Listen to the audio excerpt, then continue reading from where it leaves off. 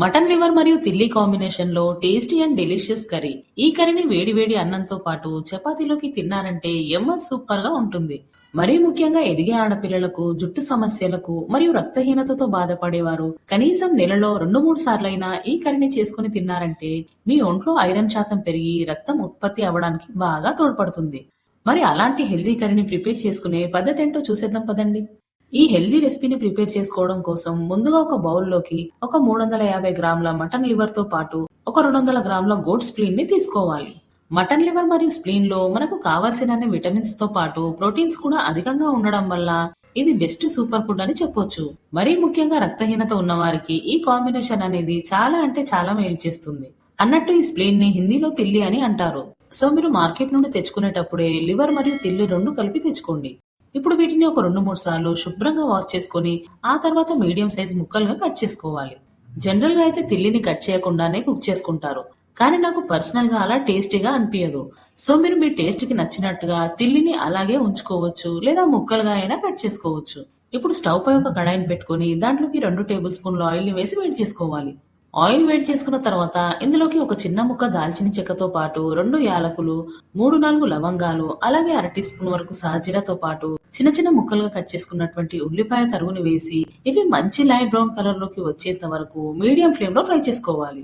కొద్దిసేపటికి ఉల్లిపాయ ముక్కలు అనేటివి రంగు మారుతాయి. అప్పుడు అందులోకి సగానికి కట్ చేసుకున్నటువంటి ఒక 3-4 పచ్చిమిర్చి ముక్కలను కూడా వేసి లైట్ గా ఫ్రై చేసుకోవాలి. పచ్చిమిర్చి లైట్ గా వేగిన తర్వాత ఇందులోకి ఒక టీ స్పూన్ అల్లం వెల్లుల్లి పేస్ట్ తో పాటు ఒక టీ స్పూన్ పసుపును వేసి అల్లం వెల్లుల్లి పేస్ట్ యొక్క పచ్చి వాసన పోయేంత వరకు లో ఫ్లేమ్ లో ఫ్రై చేసుకోవాలి. అల్లం వెల్లుల్లి పేస్ట్ వేగి మంచి అరోమా వస్తున్నప్పుడు ఇందులోకి శుభ్రంగా కట్ చేసుకున్నటువంటి మెంతికూర ఆకుల్ని వేసుకోవాలి. ముఖ్యంగా ఈ కర్రీలోకి మెంతి ఆకుల్ని వేసుకోవడం వల్ల చాలా మంచి ఫ్లేవర్ అనేది వస్తుంది. ఇప్పుడు ఇందులోకి కొద్దిగా సాల్ట్ ని వేసి మెంతాన్ని బాగా ఫ్రై చేసుకోవాలి. మెంతి కూర కూడా పర్ఫెక్ట్ గా వేగి కాస్త రంగు మారుతున్నప్పుడు ఇందులోకి మనం ముందే క్లీన్ చేసి పెట్టుకున్నటువంటి లివర్ ముక్కలతో పాటు గుప్పెడు పుదీనా ఆకుల్ని వేసుకొని ముక్కలు కర్రీలోకి కలిసేలా బాగా మిక్స్ చేసుకోవాలి. ఇలా మిక్స్ చేసిన తర్వాత కడాయిపై మూతను పెట్టుకొని ఒక 7-8 నిమిషాల పాటు లో ఫ్లేమ్ లో కుక్ చేసుకోవాలి.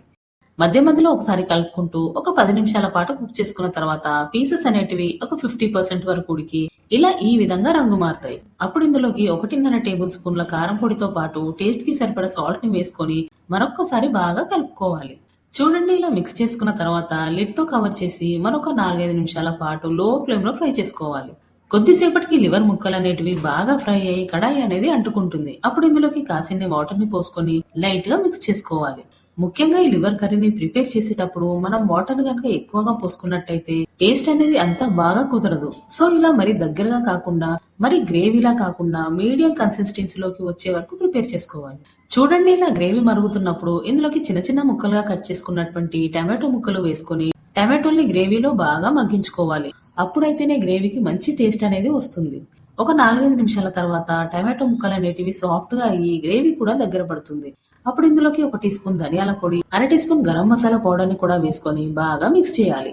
ఇలా కలుపుకున్న తర్వాత చివరిగా ఇందులోకి సన్నగా తరిగినటువంటి కొత్తిమీర ఆకుల్ని వేసుకొని ఒక 2-3 నిమిషాల పాటు అలా వదిలేసి ఆ తర్వాత ఒక బౌల్లోకి వేసుకొని వేడి వేడిగా సర్వ్ చేసేసుకోవడమే. అంతేనండి, మన tasty and super yummy mutton liver curry ready అయినట్టే. సో నేను చెప్పిన ప్రాసెస్ లో ఎగ్జాక్ట్ మెథడ్ ని ఫాలో అవుతూ ఈ కర్రీని చేసి చూడండి. మీతో పాటు మీ ఇంట్లో వాళ్ళు కూడా చాలా ఇష్టంగా తింటారు. మరి మీకు ఎలా అనిపించిందండి మటన్ లివర్ కర్రీ? నచ్చితే మీరు కూడా వెంటనే ట్రై చేసి మీకు ఎలా వచ్చిందో కింద కామెంట్స్ లో చెప్పండి. Thank you for watching.